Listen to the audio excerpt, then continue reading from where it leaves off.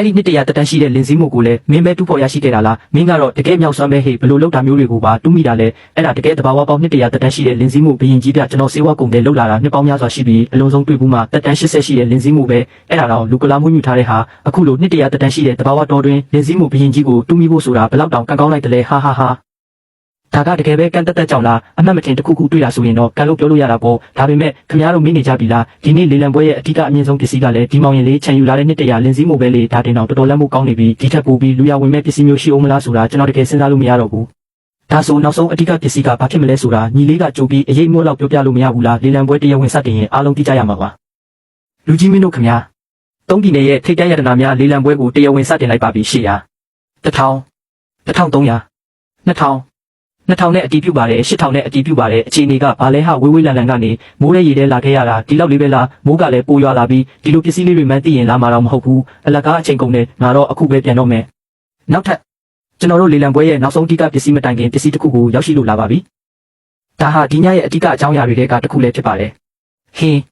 းဘာကြီးလဲနှစ်တရာလင်းစည်းမှုမှန်ကြိုသိထားပေမဲ့လေဒါကြီးကတော်တော်ကြီးလွန်းတာပဲဒီလောက်ကြီးတဲ့လင်းစည်းမှုကလူကလားမွေးမြူပြီးမြေဩဇာကျွေးထားတာတော့မဟုတ်ပါဘူးနော်အခုဈေးကွက်ထဲမှာအချို့သောတက်မြေဩဇာကျွေးပြီးမွေးထားတဲ့လင်းစည်းမှုတွေကလည်းအရွယ်စားမသေးဘူးလေဟုတ်ပြတဘာဝအတိုင်းပေါက်တဲ့လင်းစည်းမှုကဒီလောက်ရွယ်စားထိကြီးထွားဖို့ဆိုရင်နှစ်ပေါင်းဘယ်လောက်ကြာမလဲပိုးမကိုက်တောကောင်တွေမဖြစ်စီပဲရှိနေဖို့ဆိုတာတကယ်မလွယ်ဘူးအမှန်တိုင်းပြောရရင်အတူကြီးလိုပဲနော်လူကြီးမင်းတို့စိတ်အေးထားကြပါခင်ဗျာဒီနေ့လေလံပွဲကပစ္စည်းအလုံးကိုနိုင်ငံတော်ရတနာဌာနရဲ့စေဝါပစ္စည်းစစ်ဆေးရေးဘုတ်ကတေချာစစ်စစ်ထားပြီးသားဖြစ်ပါတယ်ဒါကတော့စစ်ဆေးချက်လက်မှတ်ပါတဘာဝလင်းစည်းမှုစစ်စစ်ဖြစ်ပြီးတက်တန်းကို15နှစ်ကနေ130နှစ်အတွင်းရှိပါတယ်ကုန်းနံပါတ်နဲ့တရားဝင်တစ်စိတ်တုံးအပြည့်စုံပါရှိပါတယ်လူကြီးမင်းတို့ကိုယ်တိုင်လည်းလာရောက်စစ်ဆေးနိုင်ပါတယ်ဒါတဘာဝအတိုင်းပေါက်တာစစ်တယ်ဗျကျွန်တော်ဘောကတဝက်လောက်စေဝါကုန်သွယ်မှုလုပ်လာတာဒီလောက်ကြီးတဲ့တဘာဝလင်းစည်းမှုမျိုးတစ်ခါမှမမြင်ဘူးနှစ်တရာတဘာဝလင်းစည်းမှုဘရင်ကြီးအခြေခံလေလံစည်း8000 9000 12000 15000အမလေးငါတော့ချမ်းသာပြီဟာဟာမောင်ရင်လေးချမ်းမလုံးပါနဲ့ဦးဒါကစတာပဲရှိသေးတယ်ပစ္စည်းကောင်းကဈေးပြိုင်လေးဈေးတက်လေးပဲ2သိန်း2သိန်း2000 2သိန်း5000 3သိန်းတဆန်းနောက်ထပ်တဆန်းပါဦး3သိန်းနောက်တန်းကအဖိုးအိုက3သိန်းပေးထားပါတယ်ခင်ဗျာဒီထက်ပိုပေးမဲ့သူရှိသေးလားဒီထက်ပိုပေးမဲ့သူရှိသေးလားခင်ဗျာ3သိန်း8000 3သိန်း8000ဖြစ်သွားပါပြီလင်းစည်းမှုတပွင့်နဲ့တင်3သိန်း8000ထိခေါ်နေကြပြီ4သိန်း6000 4သိန်း6000နဲ့အတီးပြုပါတယ်ကျန်းဆောင်ထံကောင်းကျဲနဲ့အဖိုးအိုကောင်းတို့ကိုဂုံယူဝမ်းမြောက်ကြောင်းပြောကြားအပ်ပါတယ်ဟာဟာဟာ4သိန်း6000တောင်းဒါဆိုတစ်သက်လုံးသုံးလို့မကုန်တော့ဘူး4သိန်း6000နဲ့ဗျာ